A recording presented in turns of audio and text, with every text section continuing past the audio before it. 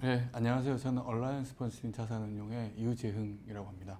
저희 얼라이언 스폰서링 자산운용은 지난 12월 말 기준으로 운용 규모가 한 934조 원 정도 되는 큰 회사고요.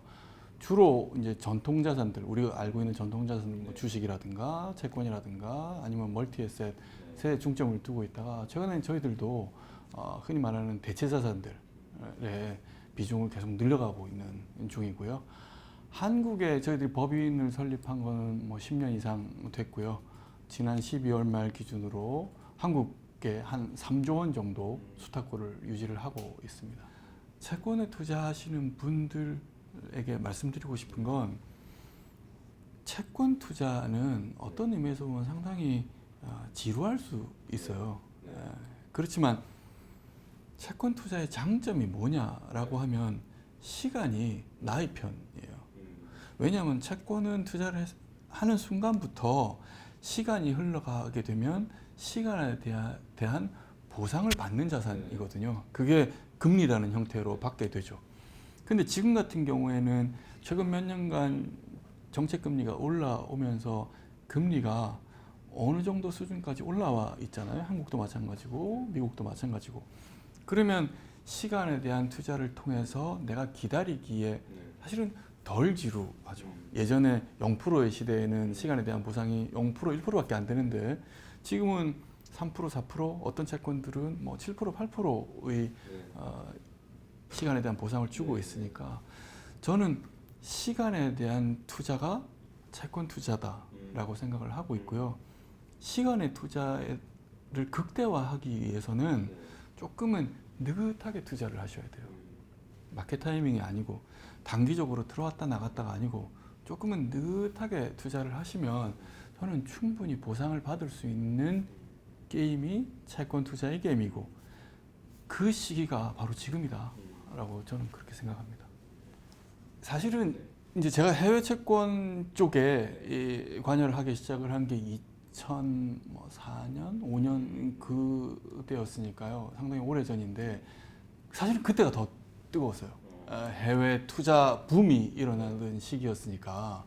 그래서 그때는 상당히 뜨거웠었는데 최근에 이제 몇 년 보면은 해외 주식 쪽은 상당히 이제 각광을 받고 있는데 해외 채권 쪽은 사실은 조금 덜한 편이에요. 근데 그 이유가 잘 아시는 것처럼 미국 연준이라든가 아니면 각국 중앙은행들이 금리를 단기간에 엄청나게 빠른 속도로 올렸잖아요. 그러니까 해외 채권 투자의 성과가 사실 기대한 것처럼 나타나지는 않았거든요. 그래서 지난 몇 년 정도의 그림을 보면은 뭐 그렇게 뜨거워지는 않았는데 작년부터 사실은 좀 바뀐 걸 느껴요. 그러니까 작년에 이제 금리가 올라가는 게 거의 끝나가는 게 아닌가? 특히 이제 올해 같은 경우에는 금리를 인하로 바꾸는 거 아닌가? 라는 기대들이 생기면서 최근 한 1년 정도는 또다시 분위기가 바뀐 걸 많이 느끼고요.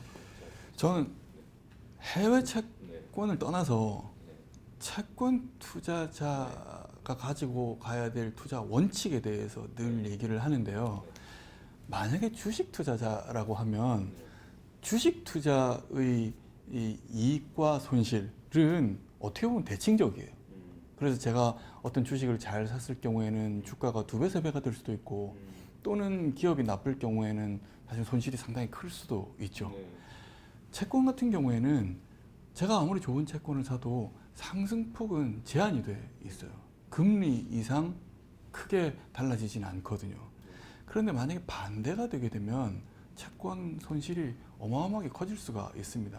이게 주식하고 다른 채권이 가지고 있는 손익의 비대칭성이에요. 다른 말로 하면 주식 투자자는 아주 성과가 좋은 어떤 기업들, 어떤 자산들을 발굴하는 그런 게임이다라고 하면 채권은 뭔가 시한폭탄이 될 수 있는 그런 것들을 피하는 게임이에요. 그러니까 위험에 대해서 생각할 수밖에 없는 거죠. 그러면 이 채권 손익의 비대칭성을 감안한다라고 하면 투자자들이 어떻게 하셔야 되냐면 첫 번째로 분산하셔야 돼요. 한 종목에 집중하는 게 아니고 한 국가에 집중하는 게 아니고 한 섹터에 집중하는 게 아니고 가능하다면 분산하셔야 돼요. 물론 시중에 나와 있는 펀드들, 저희들 펀드도 마찬가지고요. 대부분의 펀드들은 분산을 하고 있습니다. 다양한 종목에, 다양한 국가에, 다양한 섹터에. 그렇지 않고 개인적으로 하시더라도 분산하시는 건 저는 필수적이라고 생각을 합니다. 그래서 채권 투자자가 가져가야 될 가장 중요한 첫 번째 투자 원칙은 철저하게 분산하셔야 돼요. 그러면 분산을 한다라는 전제로 어떻게 분산을 할까를 생각을 해보면 국내에 나와 있는 채권 자산들의 대부분은 국채나 투자 등급 회사채예요.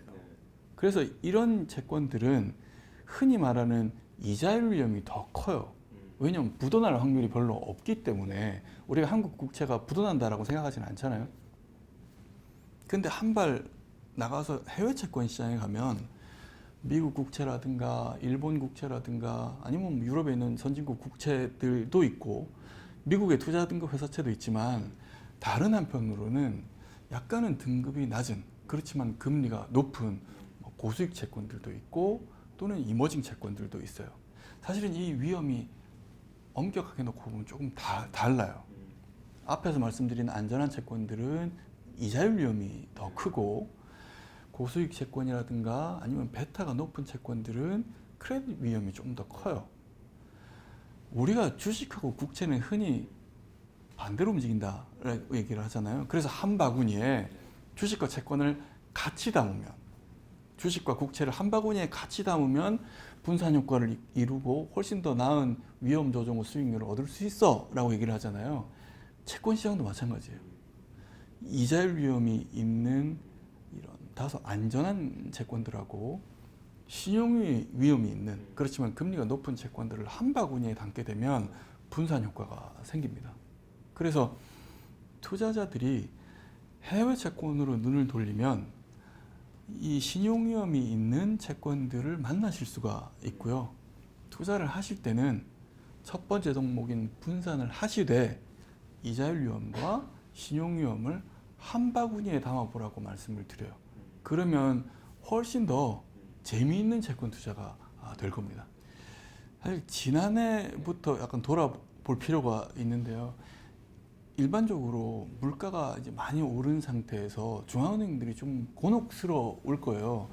금리를 올리면서 대응을 해야 되는데 사실 금리를 또 너무 빠른 속도로 올리게 되면 뜻하지 않게 경기가 크게 둔화가 되잖아요. 그러니까 양쪽의 밸런스를 맞추면서 금리 정책을 쓴다는 게 사실 쉬운 일은 아니거든요. 그래서 저희들도 그렇고 사실은 많은 경제를 전망하시는 분들이 어떤 의미에서는 경기가 좀 크게 둔화될 수도 있겠다라고 생각을 했던 것도 사실이에요, 지난해. 근데 1년 지나고 나서 돌아보니까 특히 미국 경제 같은 경우에는 물가가 정점을 찍고 꺾이고 상대적으로 경기가 그렇게 급냉하지는 않았거든요. 물론 둔화되긴 했지만 연착륙이라고 할 수 있을 만큼 사실은 저는 중앙은행들이 상당히 큰 일을 했다, 큰 공을 세웠다라고 생각을 합니다. 같은 수준에서 올해를 바라보면 경기가 사실은 급냉한다는 건 중앙은행이 바라는 부분이 아니거든요. 근데 미국 경제 같은 경우에는 소비가 여전히 상대적으로 견조하기 때문에 2024년도 올해도 아마도 연착륙하지 않겠나라는 게 일반적인 전망인 것 같고 저희들도 그렇게 보고 있고요. 한편 물가 같은 경우에는 물론 최근에 나오는 물가 지표들 때문에 또 시장이 조금 시끄럽긴 했지만 결국에 물가가 연준이 목표하는 레벨인 2% 수준까지 어느 정도 변동성은 있지만 연말로 가면 다가가지 않겠나라고 생각을 합니다. 아까 이제 물가 관련된 거하고 사실은 맥락을 같이 하는데요.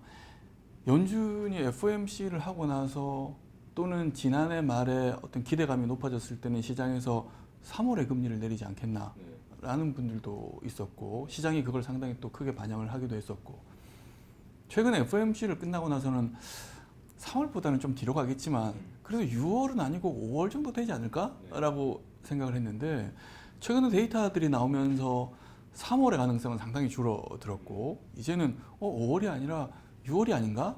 라고 또 얘기를 하고 있어요. 근데 저는 이것도 같은 맥락으로 지금은 연준이 금리를 과연 언제 내릴까 또는 어느 정도로 내릴까를 예측한다라는 건 사실은 크게 의미가 있는 건 아니다라고 생각을 하고 있고요.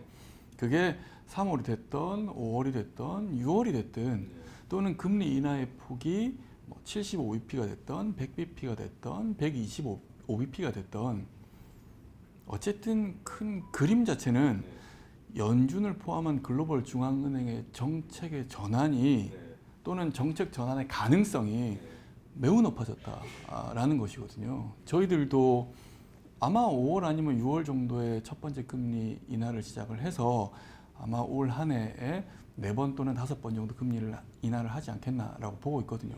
투자자의 입장에서는 그 시점에 몰입하는 것보다는 연준의 정책 전환이 일어날 것인가 일어나지 않을 것인가, 만약에 일어난다라고 받아들이면 그게 채권 시장에 어떤 영향을 미칠 것인가를 생각하시는 게 훨씬 더 도움이 되는 고민이다라고 생각을 해요.